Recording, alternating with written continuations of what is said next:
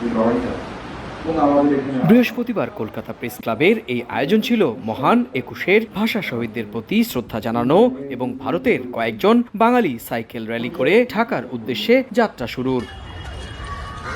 আন্তর্জাতিক রুটের সাইকেলের প্যাডেলের পা দেওয়ার আগে এই অনুষ্ঠানে উঠে আসে বাংলা ভাষা এবং সংস্কৃতি রক্ষায় অখণ্ড ভারত এবং পূর্ব বাংলার ভূমিকার কথা। আবহমান বাংলার সংস্কৃতির ধারক বাহকের ভূমিকায় বাংলাদেশের সাথে উঠে আসে রবীন্দ্রনাথের শহর কলকাতার কথাও।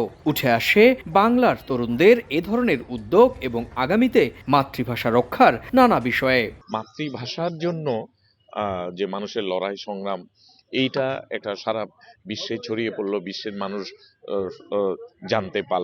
জানতে পারছে এখন সারা পৃথিবীব্যাপী। পরিশ্রম করে তারা কলকাতা থেকে ঢাকা এই শুভেচ্ছা বার্তাটা, একাত্মতার বার্তাটা নিয়ে পৌঁছচ্ছেন।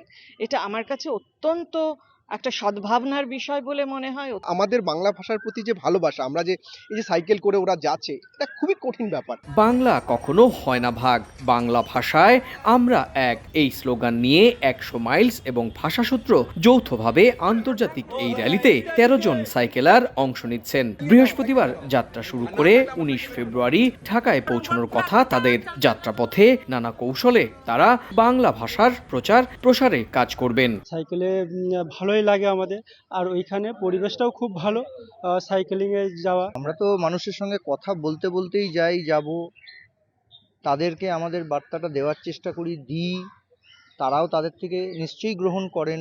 বাংলা ভাষা হয় না ভাগ, বাংলা সময় আমরা এই বার্তাটা নিয়েই আমরা প্রতি বছর ঢাকায় যাই। গত 10 বছর ধরে আয়োজক সংস্থা নিয়ম করে বাংলা ভাষার প্রচার প্রসারে মহান এই ভাষা আন্দোলনের মাসে আন্তর্জাতিক এই সাইকেল র্যালি করে আসছে।